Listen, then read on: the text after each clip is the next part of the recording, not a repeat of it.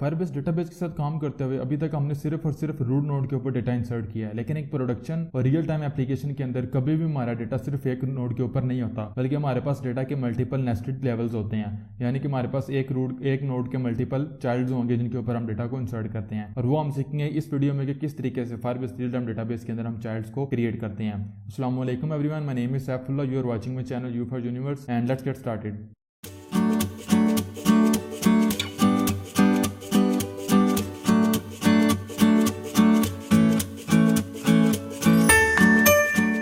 So what's up everyone, welcome to your next video on Android development. और Android development की इस video के अंदर बेसिकली हमने ये करना है कि हम अपने डेटाबेस के रूट नोड के अंदर जो है वो एक चाइल्ड को क्रिएट करेंगे और हम देखेंगे कि वो हम किस तरीके से कर सकते हैं। Straight forward and direct video के ऊपर आता हूँ। लास्ट प्रोजेक्ट हमारा जो है वो ओपन है, जिसमें हमने बेसिकली रूट नोड के ऊपर से डेटा को रीड किया था।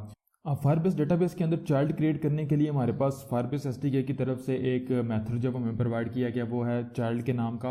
उसको हम यूज़ करते हैं चाइल्ड क्रिएट करने के लिए या रेफर करने के लिए। उसको सिंपली हम स्ट्रिंग में चाइल्ड का एड्रेस जो है वो उसका नाम जो है वो पास करते हैं। लेकिन हमारे पास एक अल्टरनेट वे भी है जो कि प्रोफेशनली आप यूज़ कर भी सकते हैं, नहीं भी कर सकते, दोनों में कोई ऐसा इशू नहीं है। लेकिन मैं आपको बताना चाहता हूँ चाइल्ड मेथड को यूज़ करने से पहले मैं आपको बताऊँगा जहाँ पे मैंने पिछली वीडियो में आपको बताया था रेफरेंस ले रहे हैं अपने डेटाबेस के साथ।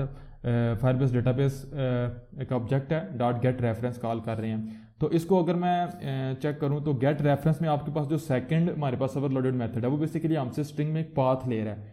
अब स्ट्रिंग में पाथ आप सपोज करें मैं यहाँ पे यूजर्स पास कर देता हूँ, तो आपने देखा ये ऑटोमेटिकली हिंट मुझे मिल गया कि ये बेसिकली मैं यहाँ पे जो स्ट्रिंग पास कर रहा हूँ ये बेसिकली एक पाथ को रेफर कर रही है।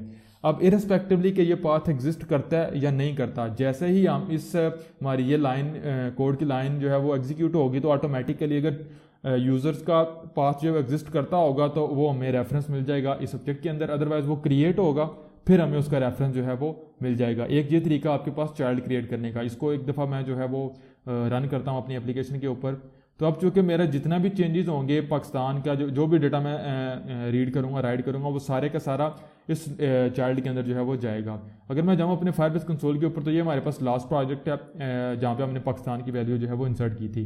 एंड डैश वीडियो के ऊपर अगर मैं आऊँ और इसको लॉकैट विंडो के ऊपर मैं अपनी डिवाइस की स्क्रीन जो है उसको रिकॉर्ड कर लेता हूँ और मैं ओपन कर लेता हूँ अपने इसको। यहाँ पे आपने देखा मेरे पास मेरी एप्लीकेशन में ऑलरेडी जो है वो हेलो जो है वो टाइप्ड है अपने एडिट टेक्स्ट के अंदर। अब सपोज करें हेलो के ऊपर ही मैं क्लिक करता हूँ रन कोड के ऊपर, तो आपने देखा कि मुझे टोस्ट मिल गया डेटा इंसर्टेड का। और जैसे ही मेरा डेटा अपडेट हुआ है मेरे फायरबेस कंसोल के ऊपर तो मेरे नोड के ऊपर एक चाइल्ड क्रिएट हो चुका है यूजर्स के नाम का, और उस यूजर की वैल्यू बेसिकली सेट हो चुकी है हमारे पास हेलो। और अगर मैं एक दफ़ा क्लिक करता हूँ रीड डेटा के ऊपर तो हेलो मुझे यहाँ पे मिल गया। हेलो अगेन जो है वो अपडेट करता हूँ रन कोड अगेन, तो यहाँ पे भी हेलो अगेन हो गया और यहाँ पे भी मेरी एप्लीकेशन में भी हेलो अगेन वो आ गया। तो एक तो आपके पास ये तरीका है कि आप जो है वो चाइल्ड को क्रिएट कर सकते हैं। वो तरीका क्या है अगेन आपको बताता हूँ कि स्टॉप करता हूँ कि जैसे ही आप अपने डेटाबेस का फायरबेस डेटाबेस का रेफरेंस लेते हैं उसको आप स्ट्रिंग में पास जो है वो पास कर सकते हैं किसी भी स्पेसिफिक नोड का, तो आपको फिर जो है वो उस नोड का रेफरेंस मिल जाएगा इस ऑब्जेक्ट के अंदर, और उससे आप यहाँ डाउन ड्रिलिंग कर सकते हैं। पेरेंट के ऊपर भी जा सकते हैं, यानी कि डिफरेंट लेवल्स के ऊपर भी जा सकते हैं, डाउन भी जा सकते हैं। सेकंड जो हमारे पास मेथड है वो बेसिकली हमारे पास मेथड है चाइल्ड के नाम का जो मैंने आपको बताया। तो सपोज करें आप यूज़र्स जो मेरे पास नोड है इसका ही मैं एक चाइल्ड क्रिएट करना चाहता हूँ, तो वो मैं कैसे करूँगा। तो जहाँ पे मैं रन कोड के मेथड के अंदर आता हूँ और जहाँ पे मैं डेटा को इंसर्ट कर रहा हूँ तो इसके साथ मैं सेट डेटा को जो है वो रिमूव करूँगा यहाँ से। और माई रेफरेंस आप बेसिकली किसको रेफर कर रहा है, माई रेफरेंस मेरा रेफर कर रहा है यूजर्स को, क्योंकि माई रेफरेंस के पास रेफरेंस है। सबसे पहले गेट रेफरेंस के साथ उसको पूरे के पूरे पेरेंट डेटाबेस का रेफरेंस मिला। जब मैंने चूंकि इसको एक पाथ पास किया हुआ है तो जो भी मेरे पास डेटाबेस का इंस्टेंस था उसमें जहाँ पे भी इसको पहले नंबर पे यूजर्स का जो है वो पाथ मिलेगा तो वो उसको मुझे उसको रीड करके उसका रेफरेंस उस नोड का मुझे दे देगा। तो अब जो मैंने क्या करना है माई रेफ डॉट चाइल्ड में जो है वो मेथड कॉल करूँगा। अगेन ये भी स्ट्रिंग में मुझसे एक पाथ ले रहा है, तो मैं सिंपल यहाँ पे जो है वो पास कर दूंगा यूज़र1। अब यूज़र1 के साथ मैं कॉल करूँगा डॉट सेट वैल्यू, और मैं जो डेटा अपनी स्ट्रिंग वो है यहाँ पे पास करूँगा और यहाँ पे सेमीकोलन आ जाएगा। और अगेन इसको भी एक दफ़ा हम जो है वो रन करके देख लेते हैं। अपनी एप्लीकेशन की डिवाइस की स्क्रीन रिकॉर्ड कर लूँगा और ओपन कर लेता हूँ मैं अपने कंसोल को। तो यहाँ पे हमारे पास लास्ट जो डेटा था वो अवेलेबल है। अब यहाँ पे अगेन मैं इसको चेंज करता हूँ और लिखता हूँ हेलो पाकिस्तान, और जैसे क्लिक करूँगा रन कोड के ऊपर तो आपने देखा मेरी एप्लीकेशन में मुझे एक एक्सेप्शन मिल गई है।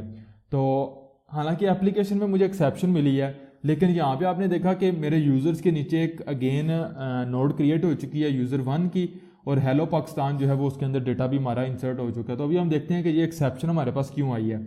एंड डैश स्टूडियो के ऊपर जाता हूँ, इसको स्टॉप करूँगा, तो सेव करने के बाद मैं यहाँ पे इसको चेंज कर दूँगा एरर के ऊपर, और यहाँ पे अगर मैं देखूँ तो इस लाइन के ऊपर मेरे पास बेसिकली ऑन डेटा चेंज के ऊपर मुझे एरर आया, और वो एरर बेसिकली इस लाइन के ऊपर है 45 लाइन के ऊपर, और एरर बेसिकली मेरे पास क्या है, field to convert value of type hash map to string.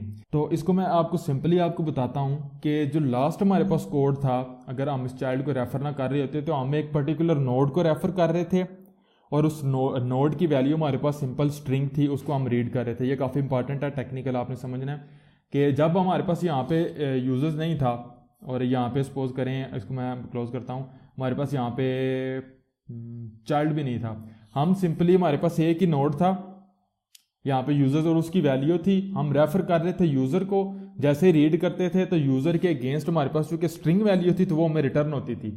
लेकिन अब अगर मैं अपने डैश स्टूडियो के अंदर आऊँ, कंट्रोल जेड करता हूँ ताकि मेरा कोड जो है मुझे एरर ना दे, कंट्रोल जेड, तो अब चूंकि मेरा जो ऑब्जेक्ट है एम रेफ, ये बेसिकली रेफर किसको कर रहा है, ये बेसिकली रेफर कर रहा है एम रेफ डॉट चाइल्ड। इसके अंदर मैंने एक चाइल्ड क्रिएट किया और उस चाइल्ड के अंदर मैंने वैल्यू को इंसर्ट किया, लेकिन मेरा ऑब्जेक्ट माई रेफ स्टिल अभी तक इस यूजर 1 को रेफर नहीं कर रहा, बल्कि इस यूजर को रेफर कर रहा है जो कि मेरे पास यहाँ पे है। क्योंकि अगर मैं इसको चाहता हूँ कि माई एम रेफ जो है वो यूजर 1 को रेफर करे, तो मुझे अगेन इसको इनिशियलाइज करवाना था। मैंने चूंकि इसको इनिशियलाइज नहीं करवाया एम रेफ के साथ, मैंने सिंपली चाइल्ड का मेथड कॉल किया। अगर यूजर 1 अगेन आपको बताता हूँ एग्जिस्ट कर रहा होगा तो उसका रेफरेंस मिलेगा, एग्जिस्ट नहीं कर रहा, हमारे केस में एग्जिस्ट नहीं कर रहा था तो न्यू चाइल्ड क्रिएट हुआ, उसकी वैल्यू होगी सेट डेटा।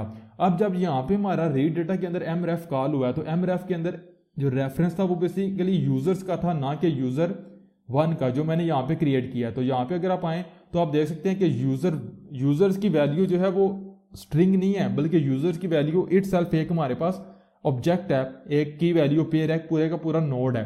तो वो हमें पूरे का पूरा नोड रीड करना था, ना कि सिंपल हमें एक स्ट्रिंग रीड करनी थी, जिसकी वजह से हमारे पास यहाँ पे एक्सेप्शन आई है। आई होप सो आप लोगों को समझ आ चुकी होगी कि मैं यहाँ पे क्या एक्सप्लेन करना चाहता हूँ। अगेन मेरे पास जो मेरा माई रेफ का ऑब्जेक्ट था वो रेफर कर रहा था इस यूजर को, लेकिन जब मैंने रीड करने की कोशिश की है तो यूजर को जब मैंने रीड किया तो यूजर के मेरे पास यूजर की के अगेंस्ट जो मेरे पास वैल्यू थी वो मेरे पास स्ट्रिंग नहीं थी, बल्कि वो हमारे पास एक हैश में आपने देखा बेसिकली हमारे पास एक ऑब्जेक्ट था, की वैल्यू पेयर था।